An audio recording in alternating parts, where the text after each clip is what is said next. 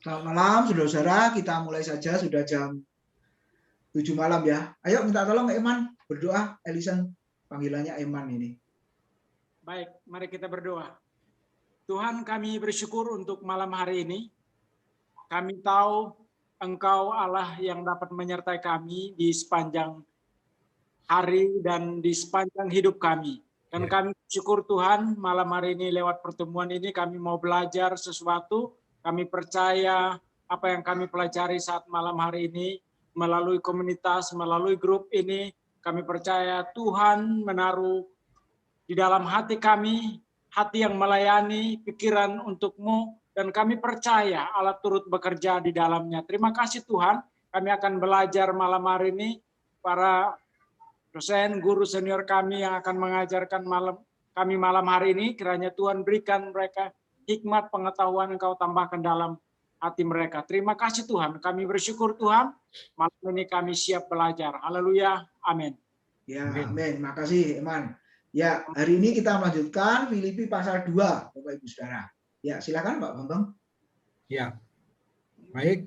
Beberapa kita yang sudah ada, kita akan bersama-sama melihat pembahasan kita di dalam surat Filipi pasal yang kedua. Filipi pasal yang kedua, ini lanjutan dari beberapa minggu yang lalu, ya. Jadi saya akan terus lanjutkan di Filipi, nanti selesai di pasal 2, nanti Pak Tim lanjutkan di surat Efesus pasal 2, begitu ya. Akan bergantian, tetapi poin pembahasannya Pak Tim diselesaikan surat Efesus, saya di surat Filipi. Nah, di surat Filipi pasal yang kedua, ayat 1 sampai ayat yang ke-11 kita akan membahas. Di dalam pasal 2 ayat 1 sampai yang ke-11 ini, fokusnya, kata kuncinya adalah di dalam kerendahan hati Kristus. Belajar dari kerendahan hati Kristus. Jadi kerendahan hati Kristus dan pelayanan Kristen ini menjadi satu bagian yang tidak bisa dipisahkan. Karena pelayanan Kristen itu tanpa kerendahan hati itu tidak akan punya arti. Ya.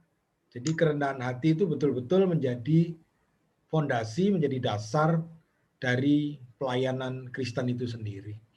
Ya, karena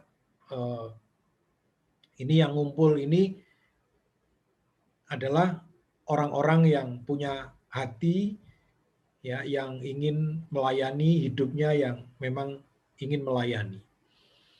Nah, kerendahan hati ini menjadi satu poin penting ya, di dalam pelayanan. Sebab kalau tidak dengan kerendahan hati, seringkali pelayanan Kristen itu diwarnai dengan motif-motif yang lain, ya, motif-motif yang lain. Ya, walaupun seringkali memang tidak muncul dalam waktu itu, ya, tetapi seringkali kerendahan hati ini bisa tergeser, pelan-pelan bisa tergerus, pelan-pelan bisa mengalami gradasi gitu ya. Jadi warnanya itu akan memudar, akan digantikan dengan motif-motif yang lain. Nah, ini yang mungkin malam hari ini kita juga perlu diskusikan ya, karena bapak-bapak ini adalah, ya, saudara-saudara ini adalah para pelayan Kristen, para pelayan Tuhan. Jadi hal-hal apa saja yang mungkin bisa didiskusikan malam hari ini tentang kerendahan hati ini. Ya, dan kerendahan hati ini tentunya harus bercermin, harus berpadanan dengan kerendahan hati Kristus. Karena Yesus yang adalah Tuhan dan manusia, Dia yang mengajarkan kita untuk hidup dan selama hidupnya juga dalam pelayanannya itu menunjukkan satu kerendahan hati yang luar biasa, ya. Bahkan terkadang sulit, ya, untuk diteladani begitu ya kerendahan hatinya, karena memang membutuhkan satu pengorbanan, membutuhkan satu komitmen, membutuhkan satu penyerahan, ya, kesadaran sebagai hamba. Itu yang agak sulit ya bagi manusia, karena seringkali manusia ini memiliki kepentingan, ya, memiliki apa itu, ketertarikan untuk kepentingan pribadi. Nah, ini yang kita akan pelajari di dalam surat Filipi pasal 2 ayat 1 sampai ayat yang ke-11.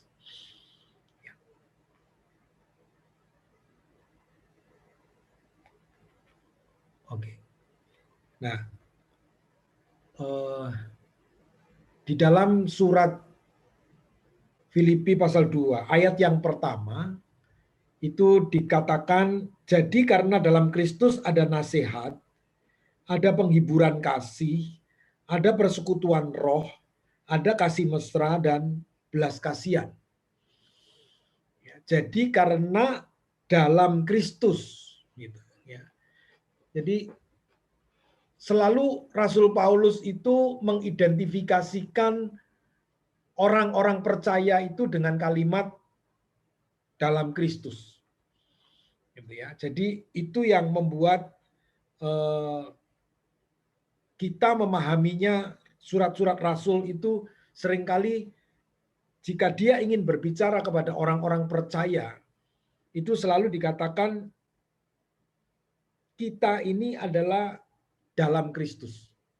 Jadi dalam Kristus itu menjadi poin yang penting di setiap surat itu, berulang-ulang ya dikatakan ya kamu yang ada di dalam Kristus gitu. Itu hanya ingin menunjukkan sebenarnya untuk mengidentifikasi bahwa mereka adalah orang-orang yang percaya, yang diajak untuk ditegur, dinasehati, ya, yang dimotivasi itu adalah orang-orang percaya. Ya, karena ini surat adalah surat untuk gereja, ya, surat untuk orang-orang percaya.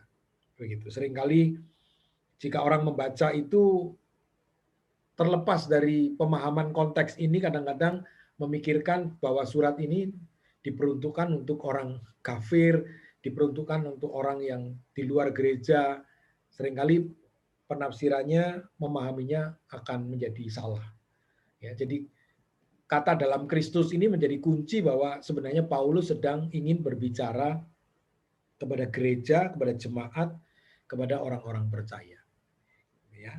Nah, dalam terjemahan bebas yang saya lihat di terjemahan NIV, ya, di ayat pertama itu dikatakan, jika Anda memiliki dorongan untuk bersatu dengan Kristus, ya, ada penghiburan dari cintanya, ya, jika ada penghiburan dari cintanya, jika ada persekutuan dengan roh, jika ada kelembutan dan kasih sayang. Nah, jadi seorang Kristen itu diidentifikasikan dalam Kristus dan diharapkan ada satu dorongan di mana orang-orang Kristen ini akan ingin menjadi sama, ingin menjadi serupa di dalam Kristus, yang memiliki keinginan bersatu, memiliki kesamaan dengan karakter Kristus, ya, lalu memiliki penghiburan dari cintanya, memiliki persekutuan dengan roh, memiliki kelembutan dan kasih sayang. Itu yang diterjemahkan ya di dalam NIV yang saya terjemahkan secara bebas. Jadi seorang Kristen itu adalah orang-orang yang memang rindu, ya, hidupnya itu sama dengan Kristus, ingin menjadi serupa dengan Kristus. Jadi Kristus ini harus menjadi teladan yang utama bagi orang yang ada dalam Kristus, orang percaya itu. Ya. Nah, sehingga mereka disadarkan bahwa mereka harus memiliki kerinduan memiliki motivasi, ya, memiliki keinginan yang kuat untuk hidup dalam kesatuan dengan Kristus sehingga memiliki karakter Kristus.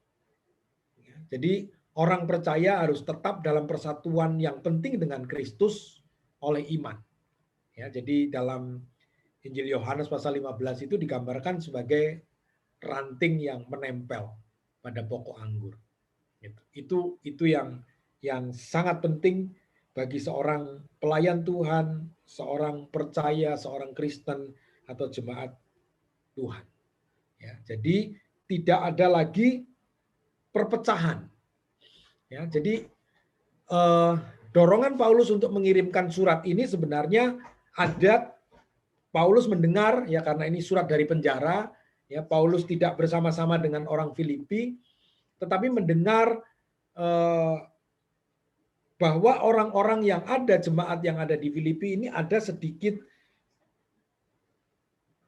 perpecahan, ya ada sedikit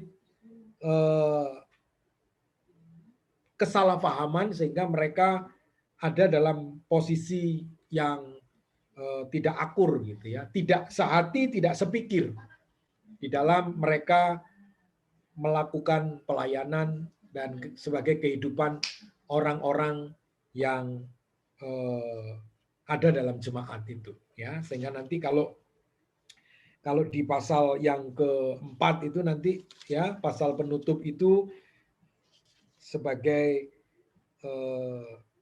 nasihat dari Paulus ya. Itu di pasal 4 ayat yang kedua itu dikatakan Eudia kunasehati dan Sintike kunasehati supaya sehati sepikir dalam Kristus. Ya, jadi menunjukkan bahwa di dalam jemaat ada sedikit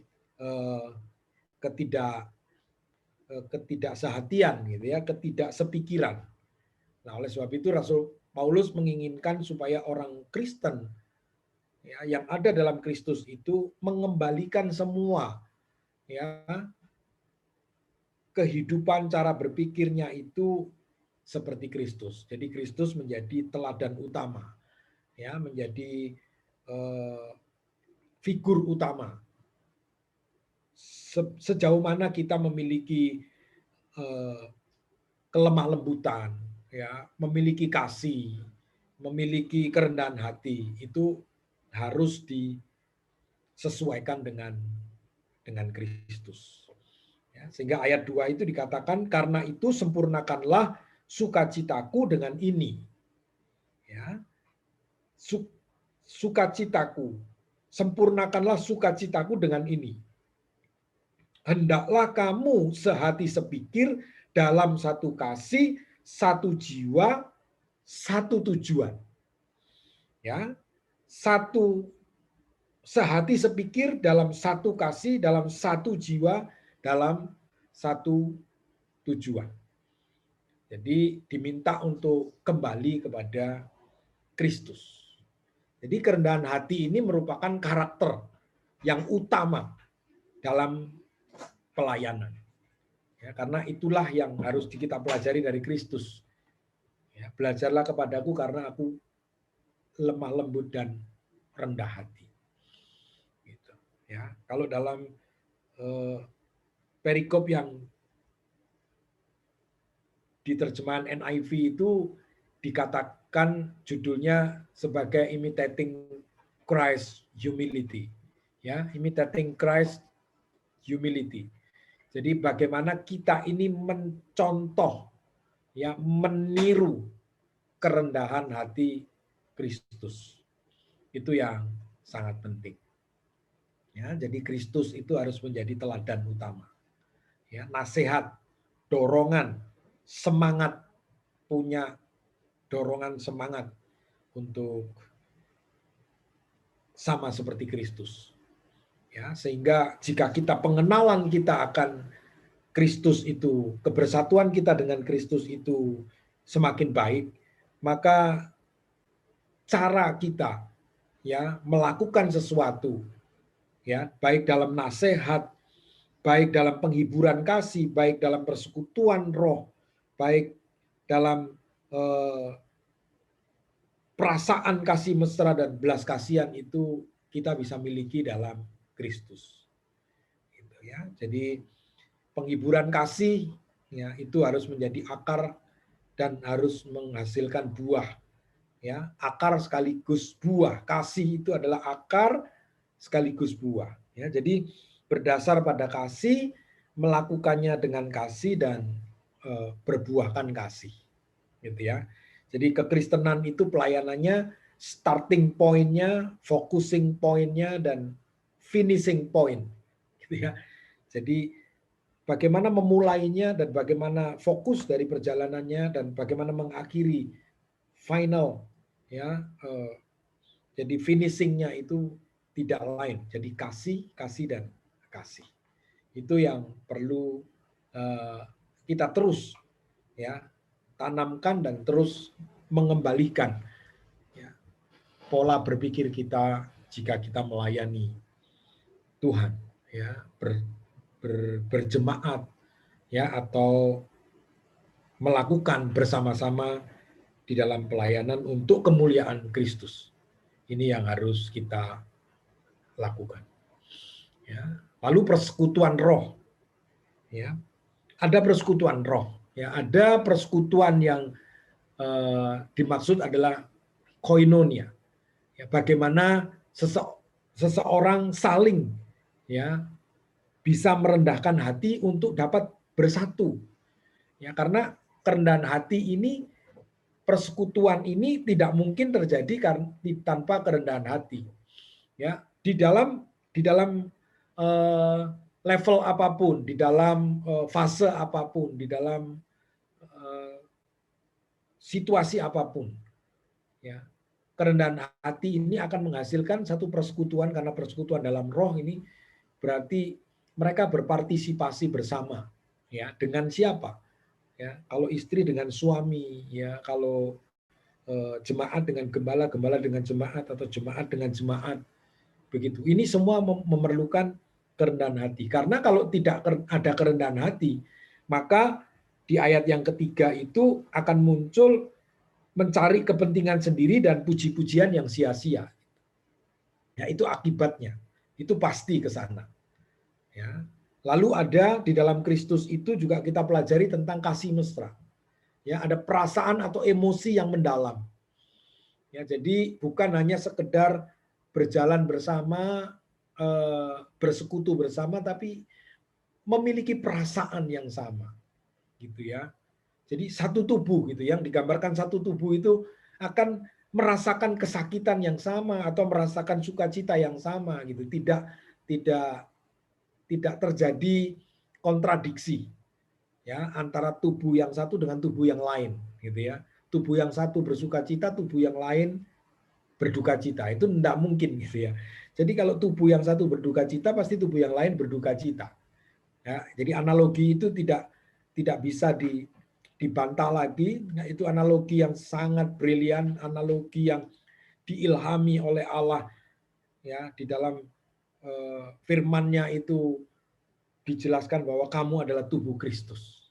Ya, Rasul Paulus menjelaskan kamu adalah bagian dari tubuh ya, yang pasti, yang walaupun berbeda fungsinya dalam pelayanan, tetapi ikut merasakan yang sama, dan itu harus.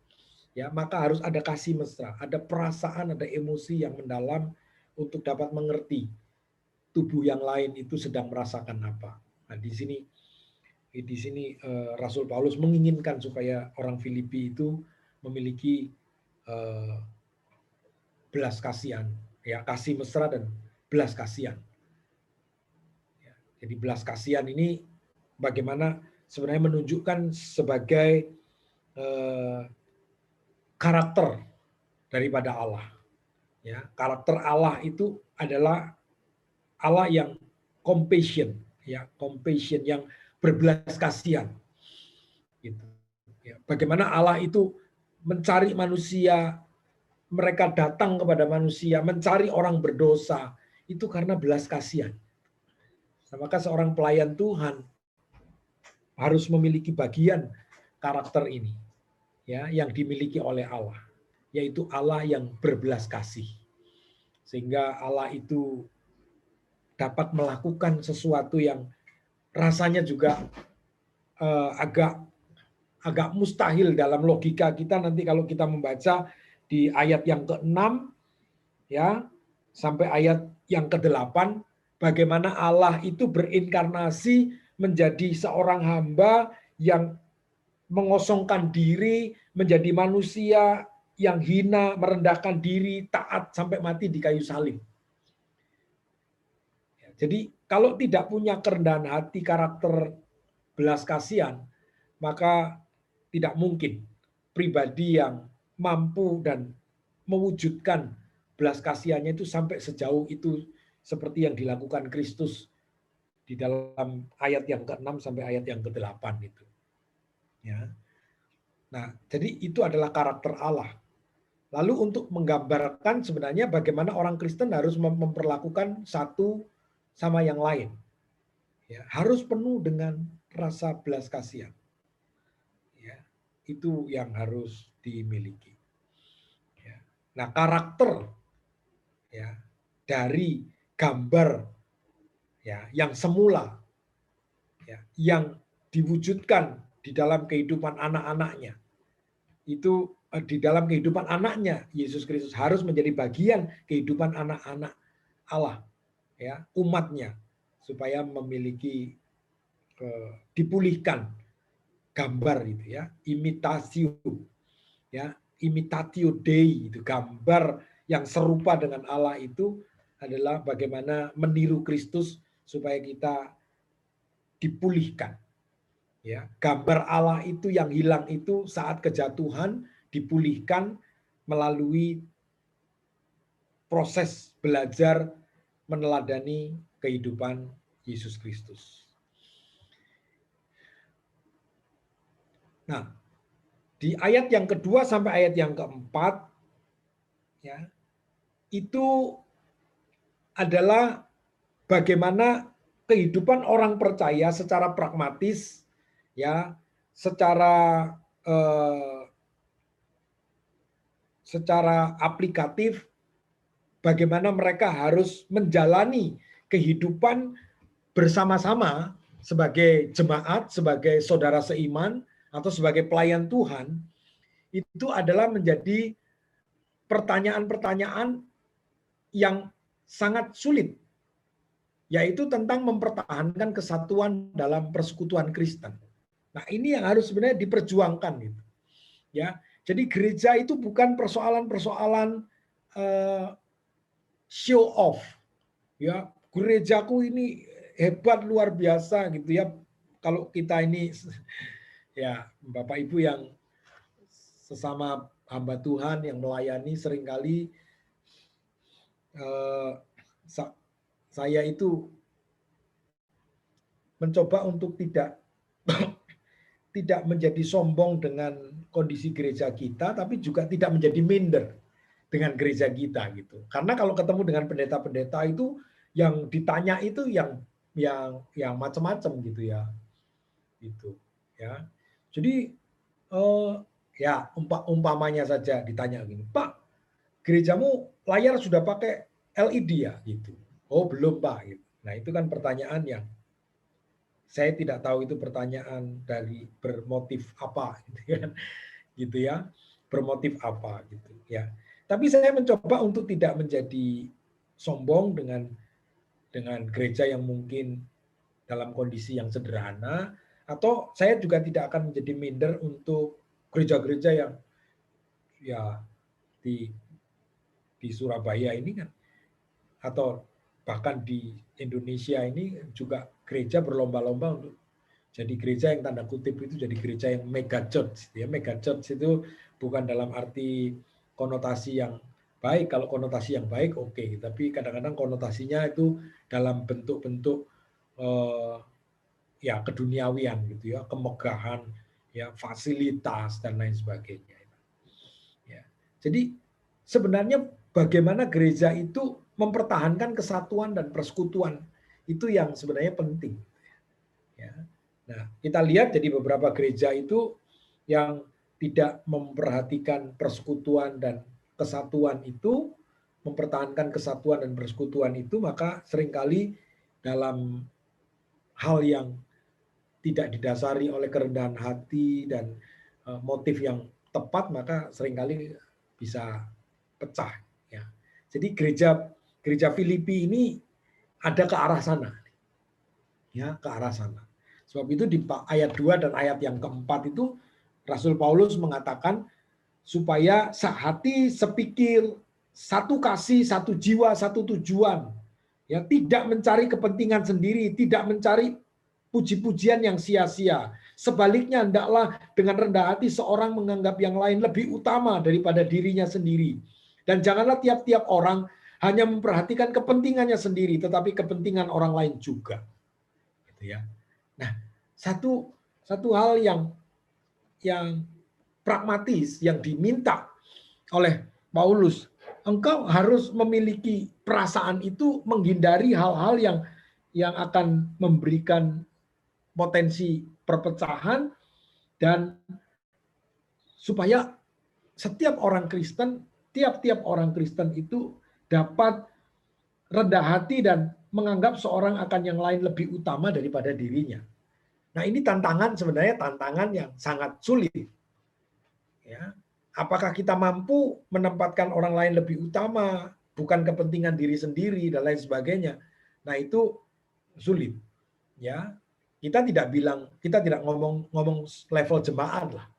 Ya, justru kadang-kadang jemaat juga enggak ke sana. Tapi kalau sudah masuk dalam level majelis, pengurus, diaken, hamba Tuhan, posisinya kalau sudah di sana itu, kalau tidak mewaspadai, ya, entah itu memang dari diri sendiri atau memang agak ada sedikit intervensi dari iblis untuk bisa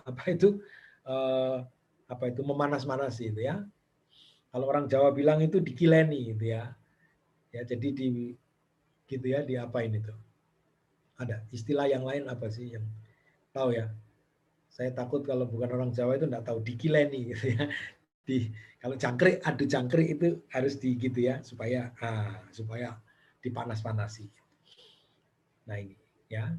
Jadi pikiran dan sikap itu adalah dasar ya bagi perkataan dan perbuatan. Maka kalau sehati sepikir itu dalam Kristus, maka perkataan dan perbuatan itu memberi arah kepada jalan yang dapat membangun, arah kepada jalan menuju kepada kesatuan yang hidup, ya, sehingga organisme dalam kekristenan itu, persekutuan dan kesatuannya itu tidak pecah dan berjalan sendiri-sendiri, gitu, ya, seperti itu. Ya, jadi mencari kepentingan sendiri itu, ya, itu adalah ambisi pribadi atau golongan, gitu ya, atau golongan. Ya, jadi beberapa golongan-golongan yang menyatakan dirinya golongan ini, gitu ya, golonganisme. Jadi menyatakan diri. Nah, ini yang agak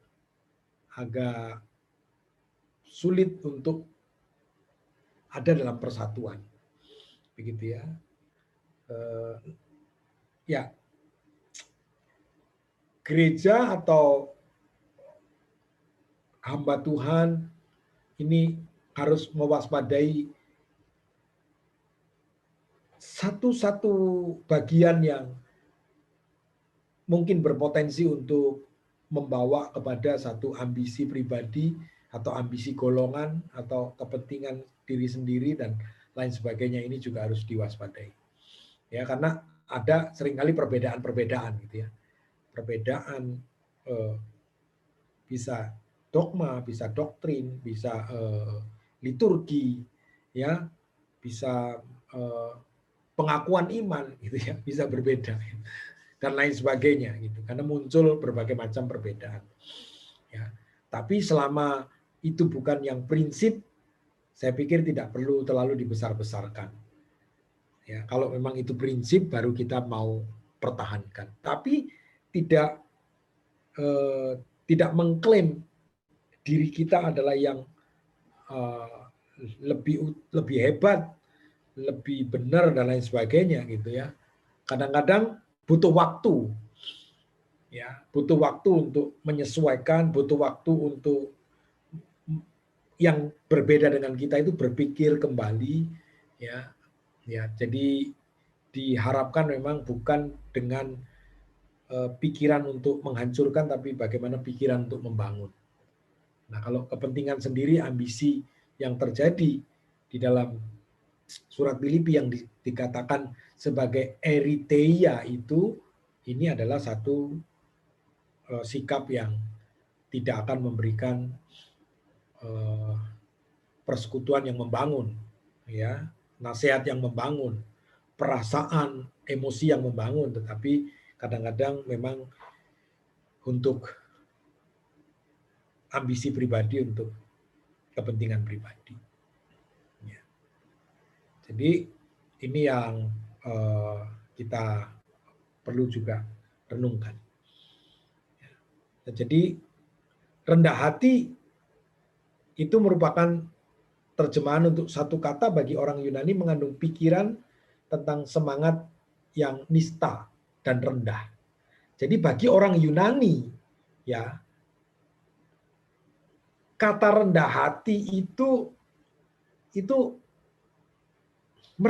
buat mereka konsep rendah hati itu hal yang rendah, ya, hal yang nista, hal yang aib, gitu ya. Ya, jadi seringkali juga orang Kristen menyalahpahami tentang apa itu rendah hati. Ya, lemah lembut, rendah hati itu, waduh Pak, kalau kita ini rendah hati terus, gitu ya, waduh kita ini diinjak-injak gitu. Padahal sebenarnya bukan seperti itu. Ya, tapi bagi konsep Yunani, kata rendah hati itu sendiri akan memberikan satu konsep berpikir itu hal yang rendah. Ya. Jadi syarat yang sangat penting untuk melayani orang lain dan untuk meninggikan Tuhan, dan juga sangat penting untuk mempertahankan kesatuan dalam gereja itu, ya, nanti Pati makan kupas di Efesus pasal 4 itu, ya, bagaimana kata rendah hati, ya. Dan tiap-tiap orang, yang dikatakan tiap-tiap orang, jangan mencari kepentingan sendiri. Ya, jadi tiap-tiap orang itu jangan mencari kepentingannya sendiri, ya, masing-masing kelompok atau golongan-golongan. Jadi orang-orang percaya diperintahkan untuk terus berpikir seperti Kristus. Ya, sarana dari kekristenan adalah keserupaan dengan Kristus dalam pikiran dan perbuatan. Baik. Nah, di ayat yang ke-6, ya,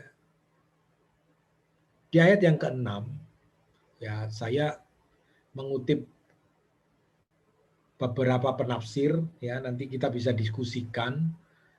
Ya. Jadi dikatakan di ayat yang ke-6, yang walaupun dalam rupa Allah, yang walaupun dalam rupa Allah. Ya, ini disebutkan dipakai dua perkataan, ya, dalam bahasa Yunani, hiparkon, itu suatu kata yang kuat, itu lebih kuat ketimbang ada yang biasa, ya. Jadi keberadaannya ini adalah bukan hanya sekedar eksistensi, ya, tetapi ini berbicara tentang dia yang dulu dan yang sekarang tidak berubah. Ya. Ya. Walaupun dia dalam rupa Allah, tidak menganggap kesetaraan Allah itu sebagai milik yang harus dipertahankan. Jadi walaupun dia itu berinkarnasi, ya, sebab itu tidak boleh ditafsirkan bahwa Yesus yang menjadi manusia itu kehilangan kealahannya. Maka kata hiparkon itu menunjukkan bahwa dia yang dulu, ya, dan yang sekarang itu tidak berubah dan senantiasa ada dalam rupa Allah. Gitu.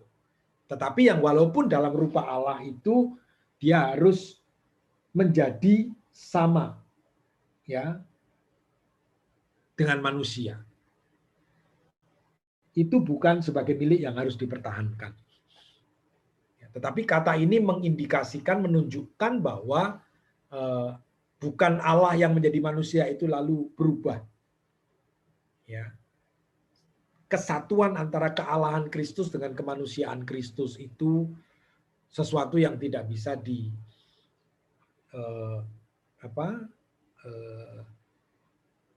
dipisahkan. Ya, sekalipun kelihatannya ya saat dia menjadi manusia tidak menjadi Allah, kadang waktu dia menjadi Allah kok tidak menjadi manusia, tapi tidak begitu ya. Dan ini yang memang satu misteri ya, kealahan Kristus dan kemanusiaan Kristus yang bersatu tanpa bisa tercampur dan tidak terpisah, itu adalah satu pemikiran yang sulit ya, sehingga banyak orang yang sulit untuk mengaku Yesus itu adalah Tuhan. Kalau Tuhan, kenapa dia manusia? Kalau dia manusia, kenapa Tuhan? Itu yang akan sulit. Ya, nanti mungkin bisa didiskusikan. Ya, sekalipun tidak akan bisa tuntas untuk dipahami. Ya. Dan yang kedua dari kata morpe, ya, yang kedua dari kata morpe bicara tentang bentuk yang tetap atau yang sangat dekat, artinya dengan istilah filosofis. Itu bukan hadiah untuk direnggut, ya, suatu tindakan ya perampokan untuk memperoleh hak istimewa itu. Ya, jadi bukan sesuatu yang diambil, ya, bukan suatu hal yang harus dipertahankan, ya. Justru dengan percaya dan tanpa gentar dia merendahkan dirinya sendiri dan menanggalkan kemuliaannya. Ya, jadi dia tidak merasa bahwa sesuatu itu telah diambil daripadanya, tetapi dengan kesadarannya, dengan belas kasihannya itu dia datang untuk merendahkan diri. Itu bukan karena diambil paksa, ya, bukan karena dipaksa. Ya, jadi seakan-akan anak itu ya karena ya mentaati bapaknya itu bukan dalam konsep itu sesuatu yang diambil paksa. Ya, hak istimewanya itu seakan-akan direnggut, gitu ya. Tetapi dia dengan ketaatannya itu tanpa gentar, dia merendahkan diri, ya, karena dia tahu misinya adalah untuk mati. Ya, dia harus menanggalkan kemuliaannya itu. Ya, sehingga ayat 6 itu dia tidak mempertahankan ya kesetaraan dengan Allah itu ya sebagai milik yang harus dipertahankan. Ya. Nah, dari kata morpe bicara tentang bentuk yang tetap ya tadi itu ya. Jadi kesetaraan dengan Allah mungkin tidak berarti sama dengan rupa Allah, melainkan kemuliaan dan kehormatan dan kedudukan ya di samping Allah. Jadi kesetaraan itu ya bukan artinya loh. Jadi kesetaraan itu bukan kesamaan. Nanti kita berpikir tentang oneness itu ya, tentang kesatuan. Kesatuan dalam arti ya Bapa itu Yesus apa dan lain sebagainya itu ya. Jadi saya kadang-kadang juga tidak terlalu mau dengar apa yang menjadi pemahaman mereka itu ya, saya terlalu udah ya yang kita pahami bagaimana sebenarnya Allah itu Allah Bapa, Allah Anak dan Allah Roh Kudus itu ya walaupun setara tapi dia tidak satu dalam artian Bapa itu Yesus, Yesus itu Bapa, lalu Roh Kudus itu apa? Yesus, ya seperti itu yang seringkali dipahami oleh orang yang menentang pemahaman Tritunggal. Ya. Lalu yang saya catat juga bahwa di dalam ayat 6 sampai ayat yang ke-11 itu bagaimana keberadaan pribadi Yesus dan karya Yesus itu ya dalam ayat 6 sampai ayat yang ke-11. Jadi ayat 6 itu menunjukkan praeksistensinya. Jadi sebelum Yesus itu menyatakan diri sebagai manusia, dia adalah Allah ya, yang memiliki kesetaraan dengan Allah ya, yang menunjukkan bahwa dia adalah Allah. Ya, lalu ayat 7 berinkarnasi, mengosongkan dirinya sendiri, mengambil rupa seorang hamba dan menjadi sama dengan manusia. Lalu ayat ke-8 karya Yesus ya, di mana di dalam karyanya itu dia mati untuk menebus dosa, dan dalam keadaan sebagai manusia ia telah merendahkan diri dan taat sampai mati, bahkan sampai mati di kayu salib. Lalu bagian yang kedua ya, respon dari Allah Bapa. Ya, bagaimana ketuhanan yang universal. Itulah sebabnya Allah sangat meninggikan dia dan mengaruniakan kepadanya nama di atas segala nama. Ya, nama di atas segala nama. Jadi ketuhanan yang melingkupi seluruh alam semesta. Lalu ayat yang ke-10 pengakuan yang universal. Nanti pada akhirnya bahwa semua lutut akan bertekuk lutut, ya, bertekuk lutut segala yang ada di langit, ya, semua lutut bertelut, ya, semua lidah mengaku bahwa Yesus adalah Tuhan, ya. Dan ayat yang ke-11, ya, segala lidah mengaku Yesus Kristus adalah Tuhan bagi kemuliaan Allah Bapa. Ya, Yesus Kristus adalah Tuhan.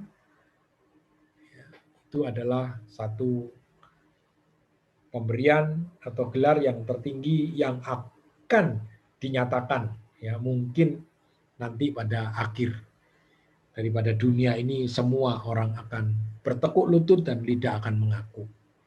Ya, jadi pengakuan ketuhanan Yesus adalah pengakuan iman mula-mula. Ya, kalau kita pengakuan iman rasuli itu juga ya dinyatakan bahwa Yesus Kristus Tuhan kita. Ya, Yesus Kristus Tuhan kita. Itu nanti akan diajarkan lewat materi sekolah minggu ya. Setelah ini Pak Tim akan membahas materi tentang pengakuan iman rasuli. Ya, akan dibahas poin demi poin ya. Kalau secara garis besar ada 12 poin karena pengakuan iman rasuli itu ada 12 pengakuan kalau mau dilihat ya. Aku percaya kepada Allah Bapa Khalik langit dan bumi ya. Ya, itu semua terus ya sampai pengakuan tentang Roh Kudus dan lain sebagainya. Ya. Nah, pengakuan di ketuhanan Yesus itu adalah pengakuan iman mula-mula. Ya. Nah, Paulus menggunakan istilah ini sebagaimana ia menggunakan beberapa kutipan. Ya, dalam PL diambil untuk dikutip ya dalam surat-suratnya. Ya, lalu ada kata homologeo. Ya, jadi homologeo dan exomologeo. Ya, digunakan untuk pengakuan atau pernyataan. Ya, kata majemuk yang digunakan dalam Yakobus berasal dari kata homo yang sama. Ya, lego artinya berbicara. Ya, dan ex berasal dari ya, ya, arti dasar adalah berkata hal yang sama atau setuju dengan. Ya, jadi kata X ditambahkan kepada gagasan deklarasi kepada umum bahwa semua manusia pada umumnya itu akan exomologio, artinya akan berbicara ya, setuju ya bahwa Yesus adalah Tuhan. Ya, mengakui bahwa Yesus adalah Tuhan. Pada satu saat tidak akan ada lagi orang yang tidak berkata bahwa Yesus itu bukan Tuhan. Maka semua lidah, segala lidah akan mengaku Yesus Kristus adalah Tuhan bagi kemuliaan Allah Bapa. Ya. kapan ya satu saat ya pasti ya akan diberikan satu kemuliaan untuk Yesus Kristus yang diberikan oleh Allah Bapa, nama di atas segala nama, dan semua lidah akan mengakui Dia sebagai Allah, sebagai Tuhan. Ya. Nah, bagi kemuliaan Allah Bapa, ya, penyembahan Yesus adalah tujuan Allah Bapa dalam mengirimkannya ke dunia ini. Ya, memberikan Dia ya sebagai tebusan. Itu adalah bagaimana Allah Bapa itu dimuliakan dalam Yesus. Ya. Jadi frasa bagi kemuliaan Allah ini berhubung dengan gaya hidup orang percaya. Ya. Dengan gaya hidup orang percaya. Ya, kalau kita membaca ya, di pasal 1 ayat yang ke-11, ya, penuh dengan buah kebenaran yang dikerjakan oleh Yesus Kristus untuk memuliakan dan memuji Allah. Ya, jadi gaya hidup orang percaya adalah penuh dengan buah kebenaran yang dikerjakan oleh Yesus Kristus untuk memuliakan dan memuji Allah. Ya, di pasal 2 ayat 11 ya, itu kemuliaan Allah ya adalah untuk keselamatan. Ya, untuk keselamatan. Ya, pengakuan kepada Yesus Kristus adalah jalan untuk orang bisa diselamatkan, yaitu mengaku Yesus sebagai Tuhan. Ya, dan itu dihasilkan melalui karya Kristus. Nah, frasa kunci yang sama ini digunakan 3 kali dalam doa pujian Paulus kepada Allah Tritunggal dalam surat Efesus. Ya.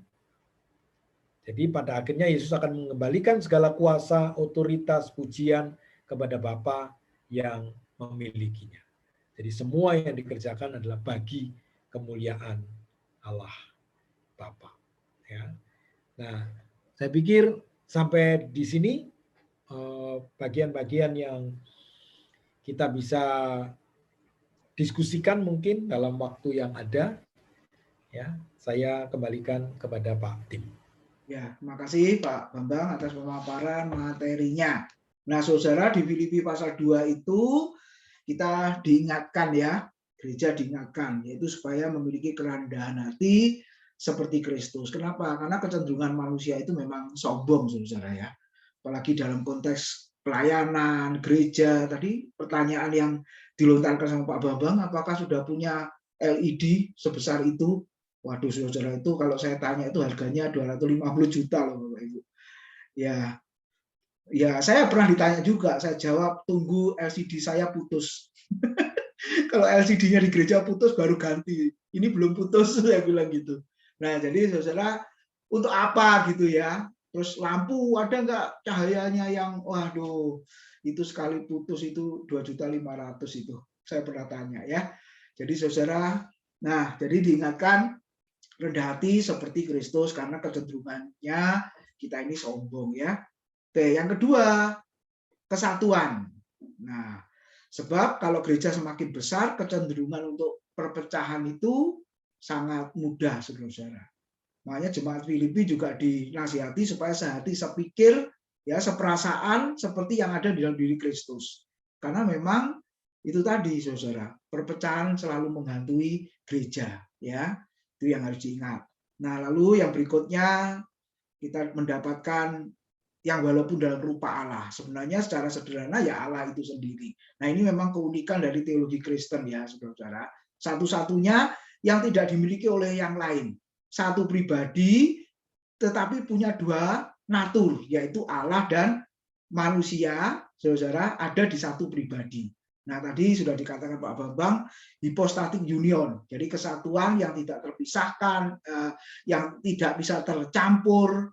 Nah, kalau mau menyelidiki seperti apa detailnya, ya kita juga bisa mumet ini pikiran kita, saudara. Tapi itulah yang dijelaskan oleh Alkitab ya, Allah dan manusia di dalam satu pribadi yaitu Kristus. Nah, yang terpenting adalah kerendahan hati yang seperti apa?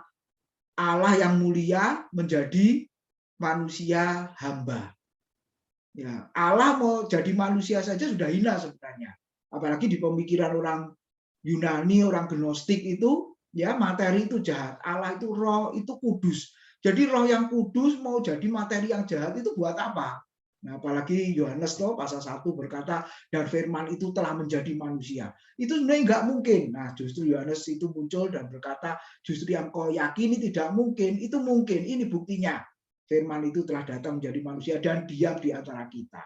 Jadi saudara, ini keunikan dari teologi Kristen. Allah jadi manusia.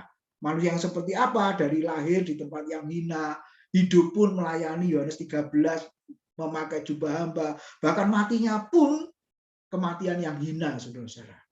Ini satu hal yang luar biasa di situ. Nah, yang terpenting lagi kita mendapatkan di pasal perikop ini tidak menganggap kesetaraan dengan Allah sebagai milik yang harus dipertahankan. Wah, ini luar biasa. Kalau kita memiliki, pasti kita pertahankan. Karena itu milik kita dan kita pertahankan. Tapi Kristus, saudara, tidak ya, tidak dipertahankan. Yang luar biasa. Nah, klimaksnya adalah pengakuan Yesus adalah Tuhan. Nah, ini saudara ringkasan ya di pasal 21 sampai dengan ayat yang ke-11. Silakan di antara Bapak Ibu yang mau bertanya, menanggapi untuk berdiskusi topik ini, saudara. Di luaran seru ini, gitu ya. Di luaran seru ini. Benar Pak Bambang, nggak usah ngikuti Pak. Buat apa? Pusing. Itu tambah rame itu di media sosial, tambah rame. Bahkan yang dokter beneran dibilang dokter kerupuk katanya. Kriuk-kriuk kebanyakan micin katanya. Wah, itu sampai kayak gitu loh penghinaannya Bapak Ibu. Ya, oke silakan Pak Liono. Ya, sudah siap? Pak, Ya. mau cuma tanya aja yang terakhir. Itu kan ada statement tadi dari Rasul Paulus mengatakan bahwa setiap lutut bertelut, setiap lidah mengaku bahwa Yesus Kristus adalah Tuhan. Ya. Nah, yang ingin saya tanyakan gini, Pak. Apakah pengakuan bahwa Yesus Kristus adalah Tuhan itu berlaku untuk semua agama ataukah hanya untuk kalangan kita sendiri, maksudnya anak-anak Tuhan sendiri? Nah, kalau menurut pemikiran saya, Pak, ya ini pemikiran saya ya, semua lidah mengaku bahwa Yesus adalah Tuhan, itu termasuk yang lain-lain juga, dalam tanda kutip yang lain-lain juga, di luar kekristenan, itu juga mengaku seperti itu. Nah, apakah mungkin Pak Bambang atau Pak Tim bisa menjelaskan lebih detail lagi pernyataan ini bagaimana? Itu aja, Pak. Ya, makasih. Silakan Pak Bambang. Ya, jadi kata semua itu tadi yang saya sebutkan dengan exomologeo itu ya. Jadi semua itu, jadi ketuhanan Yesus, pengakuan itu secara universal. Karena Allah menganugerahkan kepada dia nama di atas segala nama. Gitu. Jadi ini cakupannya itu secara universal. Jadi seluruh alam semesta itu akan bertekuk lutut dan mengaku bahwa Yesus adalah Tuhan. Itu pada akhirnya akan melihat satu kondisi mereka tidak dapat lagi menyanggah. Ya, karena saya tidak tahu gambarannya seperti apa, tetapi Alkitab mencatat bahwa semua akan mengatakan hal yang sama. Dengan kata exomologeo itu setuju gitu ya. Dia yang tidak Kristen awalnya akan menyetujui dengan kondisi kalau mungkin dalam keadaan Yesus yang datang untuk menjemput itu datang ya, kalau datang dari di awan-awan begitu ya. Wah, bagaimana orang nggak bertobat lagi kalau ngelihat Yesus turun dari awan-awan umpamanya, gitu ya. Nggak ada alasan untuk dia tidak mengatakan bahwa dia adalah Tuhan, nggak ada alasan gitu. Jadi mereka akan terkondisi pada waktu Yesus itu datang dengan kemuliaannya itu nggak akan bisa menyanggah lagi gitu. Ya mungkin itu ya Pak Aryono ya. Iya, Pak. Berarti itu ya. Berarti secara langsung itu bukan apa ya? Itu berarti semua ya, Pak, tanpa kecuali berarti ya, Pak ya. Semua manusia ya. Iya. Karena kan dari awal Yesus sendiri mengatakan bahwa akulah jalan, akulah kebenaran, akulah hidup gitu. Itu kalimat itu kan sebenarnya kalau dipahami orang lain agak sinis tuh Pak. Jadi saya ini tidak dapat hidup, tidak dapat jalan saya tidak dapat kebenaran kalau saya di luar dia. Itu jawabannya adalah iya sebenarnya. Cuman kalau kalimat itu dimunculkan, wah orang bisa sakit hati sekali tuh Pak. Waduh sombong banget ya. Tapi mau tidak mau ini Alkitab yang berbicara dan Yesus yang mengatakannya gitu. Gitu. Nah, orang akan membuktikan apakah itu benar apa enggak. Ya, tidak bisa dibuktikan sekarang dalam arti kalau orang tidak mendapat hidayah. Orang tidak mendapat anugerah gitu. Kalau orang yang mendapat anugerah, dia akhirnya bisa mengerti bahwa Yesus itu adalah Tuhan. Tapi kan itu tidak semua. Sekarang ini tidak bisa semua.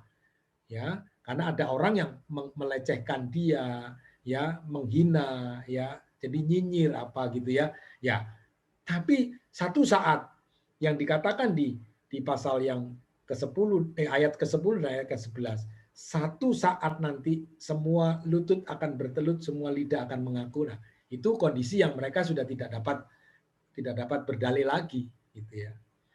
Nah, jangan sampai itu nanti yang muncul adalah kata-kata terlambat gitu, Pak. Kamu ngomong Yesus itu Tuhan tapi dalam kondisi sudah terlambat. Ya kan, dalam kondisi terlambat, Yesus sudah menjemput ya hanya gerejanya kan, orang yang percaya gitu. Yang percaya belakangan ya nggak bisa ngapa-ngapain gitu. Ya, artinya sudah terlambat gitu. Pengakuan itu terlambat gitu. Kalau secara kronologis kita tidak berbicara tentang siapa yang memang ditetapkan dan lain sebagainya, tapi dalam situasi kronologis ya aku sudah terlambat untuk ya itu dalam konsep memang dia dari awalnya memang tidak dipilih untuk diselamatkan, itu kita membahas secara teologis gitu. Tapi dalam kondisi itu pengakuannya itu sudah telat. Ya mungkin itu ya. Ya, oke Pak. Thank you Pak. Mungkin bisa tambahin.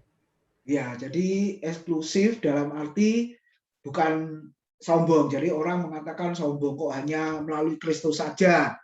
Ya, dia jalan kebenaran dan hidup satu-satunya, tidak ada yang lain. Ya kita jawab saja kalau orang berkata itu kesombongan. Ini bukan kesombongan, tapi kebenaran. 2 tambah 2 sama dengan 4. Kebenaran apa kesombongan? Kan gitu. Ya kan? Jadi ini kebenaran. Makanya kita yakin itu, saudara.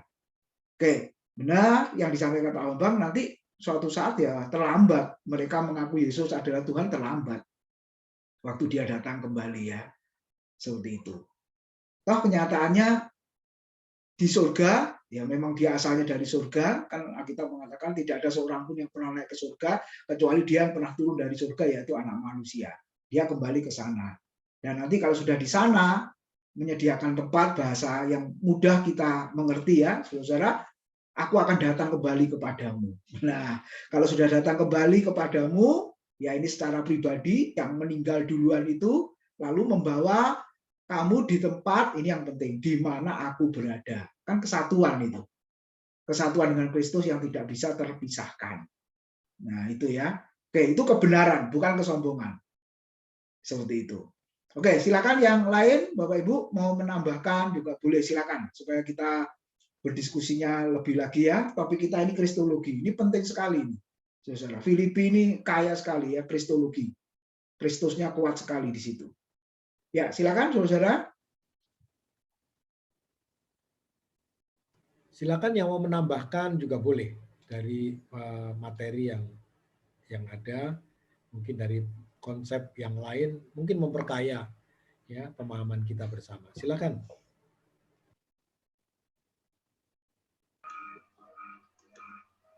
Ya, saya mau nanya ya Pak.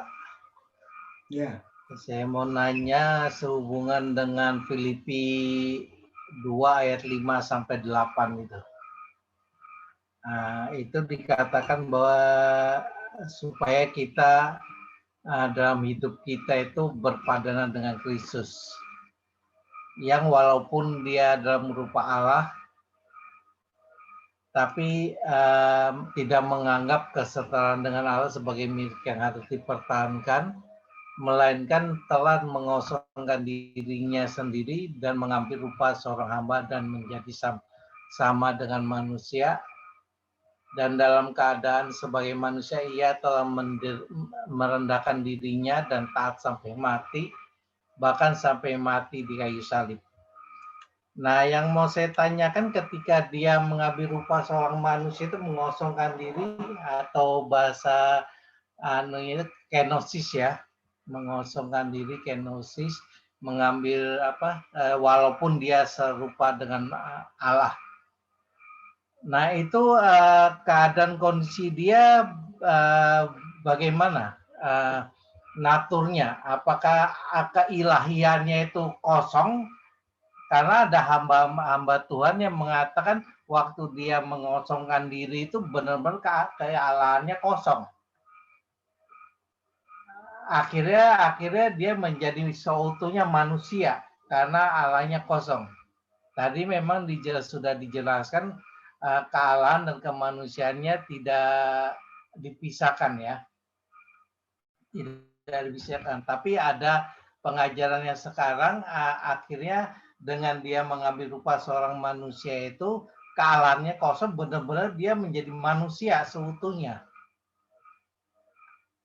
Dia menjadi manusia sehingga ada Allah mayor sama Allah minor istilahnya pengajaran hamba Tuhan tersebut. Mungkin kalau saya sebut di sini mungkin heboh. Mungkin Bapak Ibu juga sudah tahu ya. Allah mayor dan Allah minor ini. Nah, karena Yesus ini disebut Allah minor, karena kealahan benar-benar kosong ketika dia menjadi manusia. Jadi dia benar-benar menjadi manusia, bukan Allah. Nah, itu bagaimana Pak Bambang? Ya, silakan Pak. Iya, seperti yang saya katakan tadi memang kalau memang dikatakan pada saat dia mengosongkan diri itu kealahannya itu dilepaskan, ya berarti dia kan tidak layak disembah. Nggak layak disembah ya, karena dia manusia. Kalau manusia itu tidak layak disembah. Nah, kalau kita membicarakan tentang Allah yang minor dan Allah yang mayor itu, saya tidak tahu itu konsep dari mana itu ya, konsep berpikirnya itu ya. Ya kalau memang dibuat-buat sih bisa saja, manusia ini kan bisa saja membuat-buat itu. Tapi yang namanya Allah itu ya Allah gitu. Tidak bisa dibedakan dalam artian Allah yang akhirnya mengalami perubahan. Allah itu tidak mengalami perubahan gitu. Ya, tadi saya mengatakan Yesus itu yang walaupun dalam bentuk manusia, tapi kealahannya itu tidak berubah sehingga tidak jadi minor gitu. Ya, tidak jadi minor. Gitu. Nah, asal katanya itu sendiri menunjukkan bahwa ketidakberubahan dari kealahannya itu yang kita percayai bahwa dia tetap adalah Allah sekalipun dia berwujud manusia. Ya, nah, ini memang agak sulit untuk dipahami. Tetapi kita mencoba untuk belajar kalau seandainya Allahnya manusianya itu ganti-ganti gitu ya. Kadang jadi Allah, kadang jadi manusia.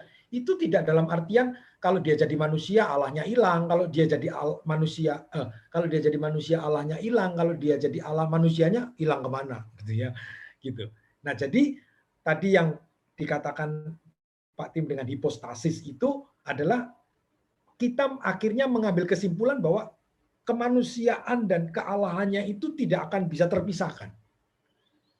Dan juga tidak bisa tercampur-campur. Gitu.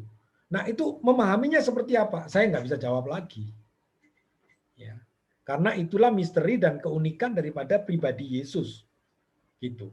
Sehingga kalau dia jadi manusia lagi, dia jadi manusia yang utuh. Tanpa Allah, tanpa kealahan, ya benar saksi Yehova dong. Ya, bahwa dia itu manusia.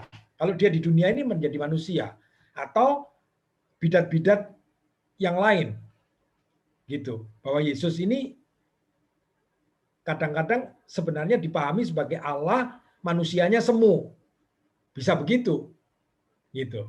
Jadi beberapa pemahaman akhirnya menjadi bidat karena nanti tidak akan konsisten dengan ayat-ayat yang lain, gitu.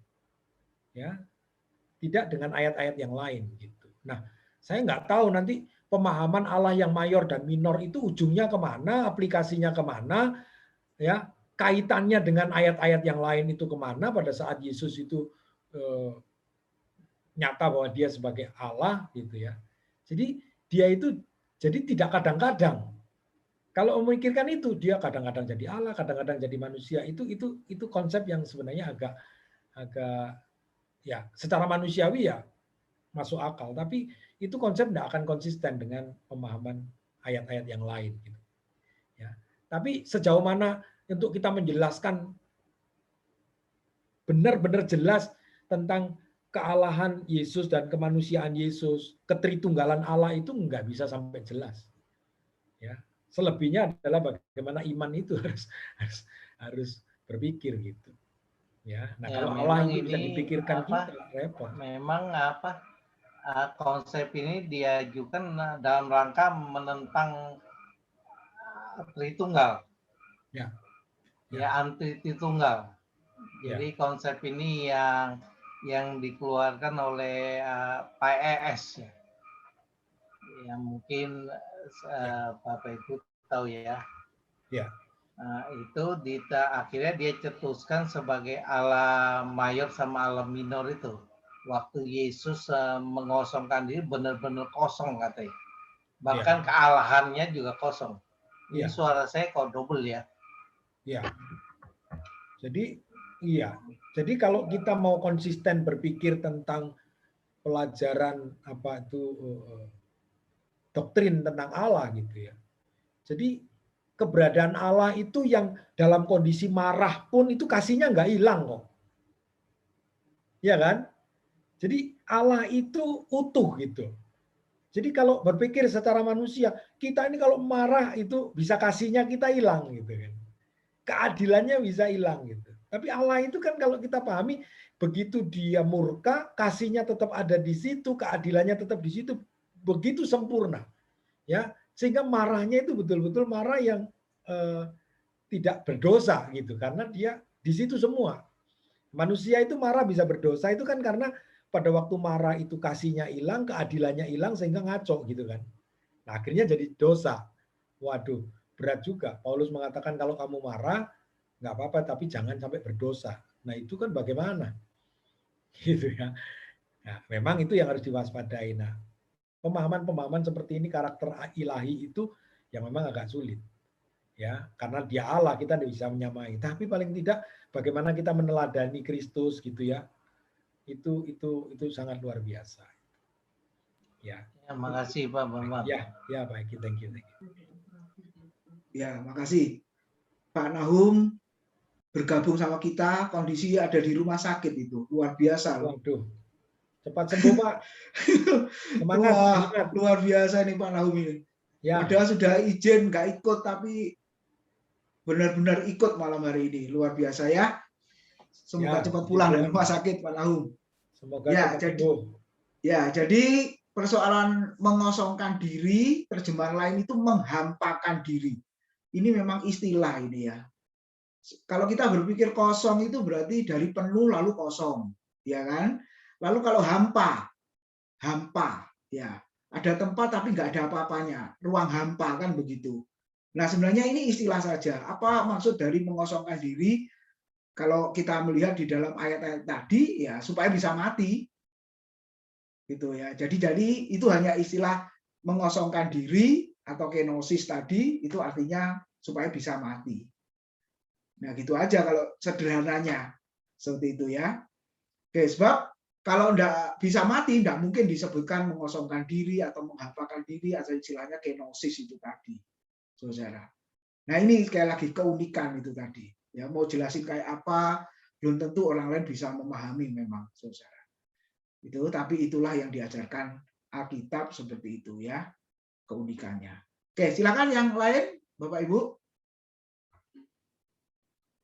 Ya, memang semua orang boleh berteologi, boleh memberikan apa istilah-istilah tadi Allah mayor, Allah minor, ya boleh-boleh saja. Tapi saudara kalau kita bandingkan di Alkitab ayatnya enggak pernah ngomong begitu. Jadi kita nggak usah pakai ya istilah-istilah ya yang seperti itu. Oke, silakan Bapak Ibu. Yang lain boleh bertanya, menanggapi, berdiskusi untuk topik ini. Ya. Jangan salah. Ya, di luaran aneh-aneh, saudara. Ya, Pak, silakan. Nah, menyambung Pak Haryono, terus disambung dari Pak Tim, Kristenan itu kalau dikatakan sombong ya sombong, ya. Tapi bagaimana kebenaran itu tetap dinyatakan ya Pak ya, bahwa itu kebenaran, ya. Nah, dari perikop yang dibahas tadi itu bagaimana Paulus menasihati kita, bagaimana kita harus merendahkan hati ya Pak ya. Patronnya ya Kristus itu Pak ya. Ya, terus bagaimana yang penting lagi kita bersatu.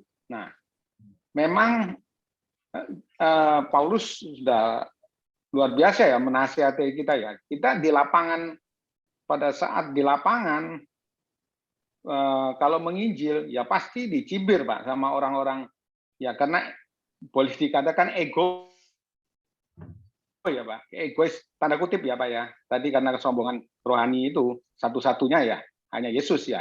Nah ini pasti dicibir orang-orang yang di luar ya. Maksudnya tadi Pak Haryono katakan semua orang akan dicibir. Makanya Paulus menasihati kita bagaimana kita bisa kuat ketika kita bisa bersatu. Bersatu dalam arti setiap gereja Tuhan itu ya Pak ya.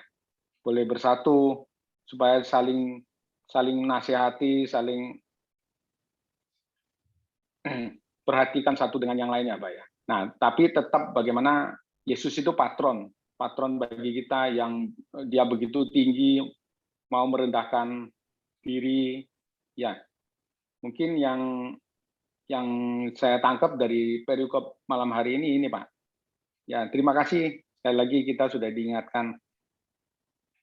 Terima kasih Pak Din, Pak Bambang. Ya, terima kasih Pak Bendi. Ya, jadi orang lain menganggap kita sombong, tapi sebenarnya itu bukan kesombongan, tapi kebenaran. Nah, gitu ya. Kebenaran yang benar-benar benar. Nah, itu istilah yang sering saya pakai gitu ya.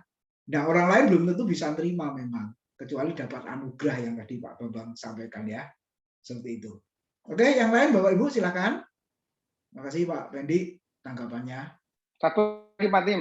Nah, Pak Tim, satu lagi. Ya. Ketika kita berapologi, Pak, dengan mereka ya, ini kira-kira apa, Pak, yang jurus ketika kita diserang, katakanlah, wah kamu itu egois, ya semua agama boleh membela diri ya istilahnya gitu. Nah, apa kita tetap diingatkan bagaimana kita merendahkan hati kita untuk berapologik itu bagaimana, Pak, kira-kira? Untuk mereka yang belum percaya ini, Pak. Ya, silakan Pak Bambang. Ya, ya sebenarnya orang yang berapologet itu memang harusnya orang yang mau belajar seperti ini ya.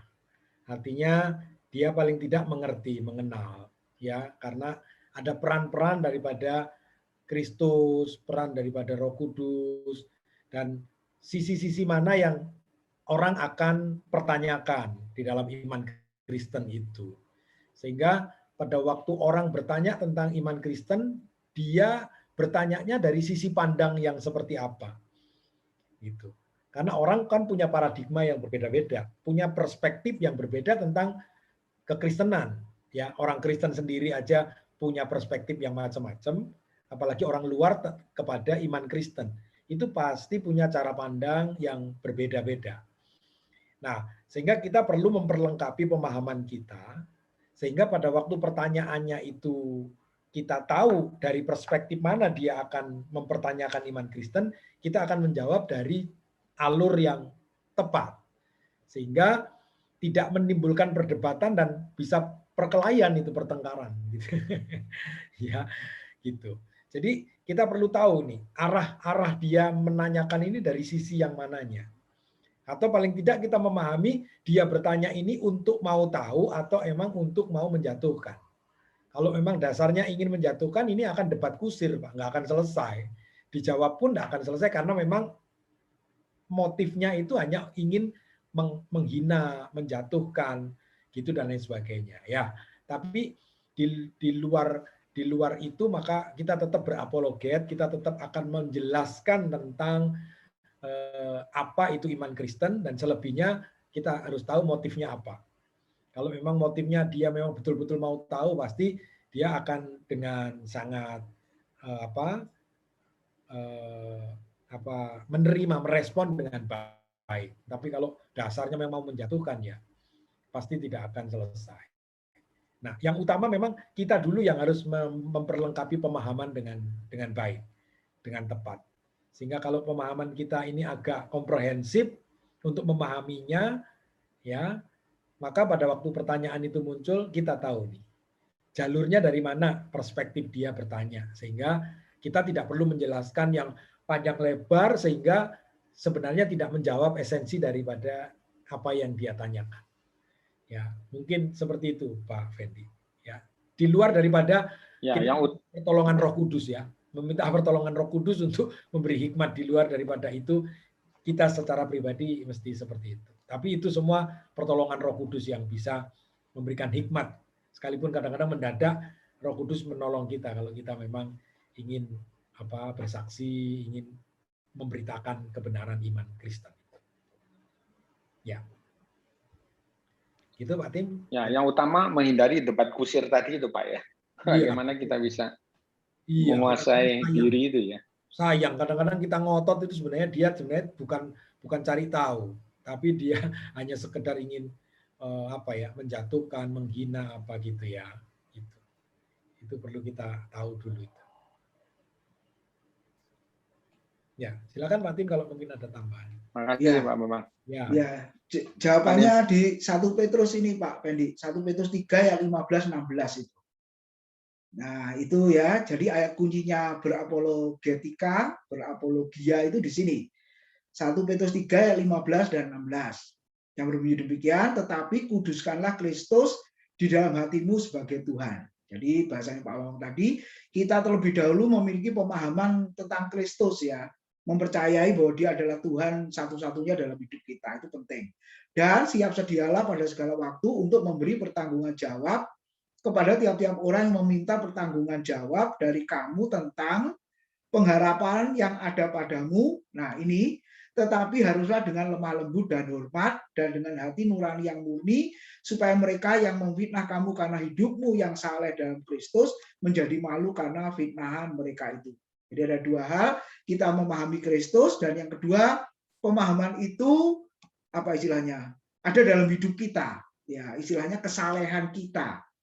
Nah, jadi orang melihat kita saleh, nah mereka nanti akan malu kalau seandainya mencari kesalahan-kesalahan kita ya, memfitnah bahasanya tadi, tidak akan ketemu. Nah, itu penting. Kadang-kadang pemahaman kita baik tentang Kristus, tentang Tuhan, tapi hidup kita kacau balau. Nah, ini jadi masalah, saudara-saudara. Ya kan? Nah, lebih baik dua hal ini yang kita harus lakukan. Mengerti firman, mengerti Kristus. Yang kedua, yaitu tadi, ya aplikasi hidup kita hidup seperti Kristus. Nah, orang tidak akan menuding kita. Kalau hidup kita benar kan, tidak mungkin orang cari celah pun tidak akan ketemu. Nah, seperti Yesus saja waktu dia hidup, saudara-saudara, orang Farisi ahli Taurat kan beberapa kali mencari celah untuk mempersalahkan Yesus. Tapi kan tidak ketemu, saudara-saudara. Ya mungkin kita berkata, kita kan bukan Yesus, Pak. Ya betul, kita bukan Yesus. Tapi artinya kita Kristen apa? Kristus kecil kan? Kita ini Kristus kecil sebenarnya. Yesus kita ini sebenarnya. Nah, jadi kita minimalkan ya kesalahan hidup kita benar-benar sesuai dengan firman. Nah, itu Pak Wendy, itu sikap apologetika ya, sikap kita ketika memberitakan Injil, ya menjawab pertanyaan orang-orang itu. Oke, itu tambahnya. Silakan yang lain, Bapak Ibu. Oke, mari masih ada waktu. Ayatnya di mana tadi Pak Tim? 1 Petrus 3, 15-16, Pak. Ayatnya di mana tadi? 1 Petrus pasal 3 ayat 15 dan 16. Ya, itu dihafal Pak, penting itu Pak. Ayat kuncinya itu. Ya. Oke, bacaan kita belum ke perjanjian baru soalnya ya. Masih PL. Masih lama itu. Ya, masih jauh. Ya, oke, makasih. Silakan yang lain, Bapak Ibu. Mari, masih ada waktu.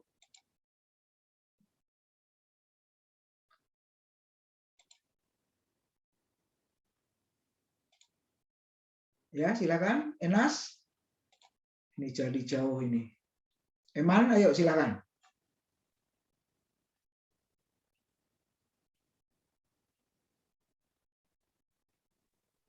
Ya, silakan Eman. Elisan. Pak. Ya, silakan. Mengenai kesatuan, Pak. Ini mengenai kesatuan. Ya.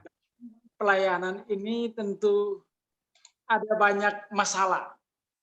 Tentu butuh kesatuan. Nah, kalau di sistem organisasi umum berarti perilaku organisasi. Nah, ini perilaku organisasi ini sepertinya dikaitkan dengan pelayanan. Jadi pelayanan itu diibaratkan diberi motivasi. Jadi kalau istilah digajinya baik, pelayanannya juga baik. Kalau digajinya pas-pasan, pelayanannya juga pas-pasan. Kalau tidak digaji, pelayanannya juga morat-marit. Jadi tidak sesuai dengan implementasi dalam pelayanan. Nah, dampaknya adalah terjadi kecerembuan sosial dan secara rohani ada emosional, ada timbul hubungan emosional antara para pelayan sehingga akan menghasilkan perpecahan yang sangat fatal. Nah, ini yang dialami oleh gereja-gereja Tuhan saat ini. Nah, untuk dapat memberikan penjelasan kepada jemaat, bahkan para pelayan Tuhan, misalkan di gereja-gereja yang sudah berkembang, memang implementasi pelayanan organisasinya secara dasar mereka organisasinya kuat, tetapi untuk iman sangat minim karena itu menghasilkan perpecahan. Kalau imannya kuat, tentu tidak akan terjadi perpecahan. Karena semakin tinggi gerejanya jadi besar, organisasinya jadi luas, akhirnya mereka lupa dasar tadi, dasar pelayanan awal mula-mula. Timbullah motivasi, motivasinya tidak sesuai dengan pelayanan, motivasinya ada yang memang ingin mencari pekerjaan, mencari hidup, dan lain-lain. Tetapi itu bukan faktor utama, kita kan dipanggil untuk melayani Tuhan. Nah, kalau itu jadi faktor utama dalam pelayanan, implikasinya adalah hancur semua apa yang kita bangun selama ini. Karena dalam waktu yang singkat bisa hancur karena kesatuan hati diutamakan. Nah, dalam organisasi timbul namanya perilaku organisasi yang harusnya ditanamkan, etika dan moral. Nah, kalau etikanya baik, tentu moralnya mengikuti. Tetapi kalau dalam pelayanannya, etika organisasinya tidak benar, kita melihat gereja-gereja hancur karena moralnya rusak. Kalau moralnya tidak baik, saya rasa walaupun gereja itu bertumbuhnya baik karena pengajaran-pengajaran, karena artis-artis tadi yang dipanggil untuk melayani, mereka hanya memberikan sejenis anekdot. Jadi memberikan kenyamanan kepada jemaat, kebutuhan dasarnya seperti akan pengetahuan tentang firman Tuhan, tidak ada pendalaman Alkitab, lalu tidak ada pujian penyembahan. Jadi hanya diberi ketenangan. Tentu semua orang mau seperti itu, tapi moralnya tidak ada, hubungan dengan Tuhan tidak ada, akhirnya berujung pada kehancuran. Mungkin itu saja, Pak. Itu Ya, dampak makasih, dari Eman. Ini bukan pertanyaan berarti ya, tanggapan ini berarti. Bukan, Pak. Jadi saya bukan bertanya, tapi saya sangat tertarik dengan kesatuan tadi karena perilaku. Ya, terima kasih, Eman. Sama-sama, ya. Pak. Ya, tadi itu sudah penelitian di mana itu? Kalau gajinya besar, pelayanannya bagus, kalau kurang bagus, kalau pas-pasan itu penelitian atau apa itu? Jadi, Gimana Pak, itu? ini bukan penelitian, Pak, tapi ini dampak pelayanan, perilaku pelayanan. Bisa terlihat, pengamatan ya. Bisa terlihat jelas, Pak. Pengujian untuk kita mau melakukan penelitian seperti apapun, pelayanan akan berhasil dan tidak, kita bisa lihat dari implikasinya. Jadi kalau inputnya benar, pasti outputnya juga benar. Tapi kalau inputnya salah, outputnya juga salah, Pak. Oke. Ya, terima kasih. Ini pengamatan Eman ini. Wah, mantap. Oke, terima kasih. Ya, Pak Bambang mau menanggapi ini? Silakan. Ya, jadi memang di situ tadi ya kecenderungan yang muncul dari memikirkan, mementingkan diri sendiri itu ya, dari yang ayat yang ketiga tadi, maka diminta oleh Paulus supaya motivasinya dikembalikan. Ya, dikembalikan kepada bagaimana belajar bercermin meneladani Kristus yang memang melayaninya itu karena ketaatan kepada Bapaknya dengan kerendahan hati, kelemah lembutan, belas kasihan, ya kasih mesra, dan itu yang harus muncul gitu. Ya, tapi kalau organisasi gereja memang berdiri dimotivasi hanya sekedar membuat satu organisasi yang baik, ya entertain yang baik, ya mungkin dalam tanda kutip pelayanan juga yang baik itu, ya supaya hasilnya juga baik dan lain sebagainya. Ya saya tidak berani menghakimi, tapi kadang-kadang bisa alurnya bukan pelayanan tapi bisnis gitu ya, bisnis gitu. Ya.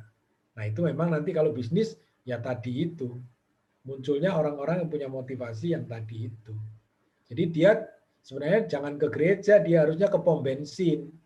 Kalau bayar sedikit isinya sedikit, kalau bayar banyak isinya banyak. Itu suruh ke pom bensin, jangan di gereja, Eman. Gitu ya. Itu Pak, seharusnya. Iya ya. Oke, thank you. Ya, terima kasih. Ada yang lain lagi, Bapak Ibu? Silakan. Ya, jadi teladannya Kristus. Itu ya. Kerendahan hatinya seperti Kristus. Wah, luar biasa ini. Ya, silakan kalau ada yang lain lagi, Bapak Ibu. Pak Karjo. Kayak barter gitu, Pak. Oh, Pak Nahum, ayo silakan, Pak. Silakan. Kayak barter gitu, Pak Tim. Barter? Ya, kayak barter, kalau dibayar banyak ya pelayannya baik, kalau enggak gitu ya. Oh. Padahal Pak Tim tahu sendiri Pak Nahum itu enggak pernah dapat gaji gitu ya. Iya Pak Nahum. Sudah sehat ini ya? Dari besok gimana? Pulang. Udah cukup bagus, Pak. Oh, besok pulang berarti? Apa? Besok pulang. Jangan lama-lama di rumah sakit, Pak. Ya ini tadi laboratoriumnya baru masuk ini tadi. Laboratorium masuk, nggak tahu diambil darahnya untuk apa itu. Oke, ya nanti kita doakan ya. Terima kasih doanya panjenengan. Ya nanti kita doakan bersama lagi. Kasih, oke, makasih Pak Nahum. Ada lagi Bapak Ibu? Oke, kalau sudah tidak ada kita akhiri.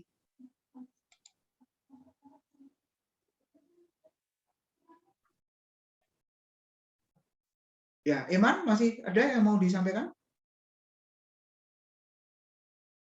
Sudah Pak. Cukup ya? Oke. Ya, oke. Terima kasih Bapak Ibu atas kebersamaannya. Kalau sudah tidak ada lagi kita akhiri. Minta tolong Pak Karjo berdoa sekaligus mendoakan Pak Nahum ya, Pak Karjo, kesehatannya. Pak Karjo. Tutup dalam doa sekaligus mendoakan Pak Nahum, Pak Karjo. Sama Ibu Marta ya. Satu ruangan ini ternyata kami bersama Ibu Marta dari GKI. Oh, teman ya. Oke, ya. Satu ruangan. Ya. Silakan Pak Karjo mendoakan Pak Nahum dengan Ibu Marta yang sakit di rumah sakit nih sekarang. Kalian tutup kelas kita.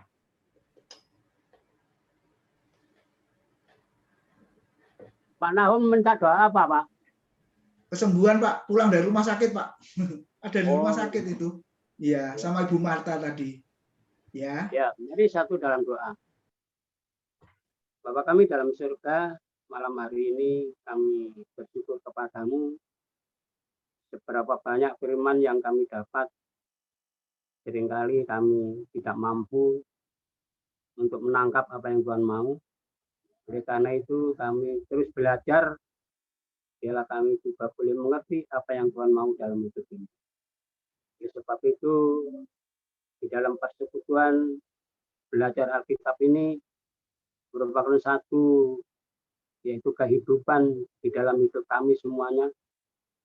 Kiranya Pak Tim yang sudah mengajar, Pak Bambang yang sudah susah payah untuk memberitakan firman-Mu, saat ini berhenti, tetapi kami percaya pertolongan Romo yang kudus senantiasa melanjutkan, sehingga kami juga boleh tidak jemu-jemu untuk menangkap apa yang Tuhan mau dalam hidup ini.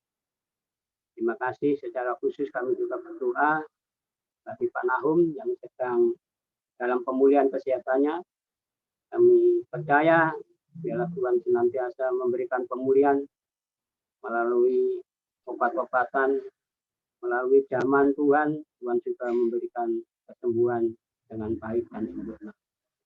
Juga berdoa bagi Ibu Linda juga secara khusus, kiranya Tuhan juga memberikan kekuatan secara khusus kepada hamba-Mu ini, sehingga apa yang dialami saat ini hanya bersandar berserah kepada Tuhan. Kami percaya Tuhan juga memberikan pemulihan demi pemulihan. Terima kasih Bapa, bersyukur kepadamu, sehingga kami boleh menyelesaikan pelajaran ini malam hari ini. Kiranya apa yang menjadi kehendak-Mu, Roh-Mu yang kudus sendiri yang melanjutkan. Dan jikalau sebentar kami tidak istirahat bersama-sama untuk berpisah satu dengan yang lain, untuk malam hari ini kami beristirahat di tempat kami masing-masing. Kiranya Tuhan tetap memberkati, sehingga di mana kami juga boleh merasakan pemeliharaan-Mu sepanjang hari, dari pagi sampai malam hari ini. Kami juga boleh istirahat dalam pertolongan dan perlindungan Tuhan. Terima kasih Bapa, aku serahkan doa dan permohonan kami hanya di dalam nama Tuhan kami Yesus. Terpuji namamu, haleluya, amin.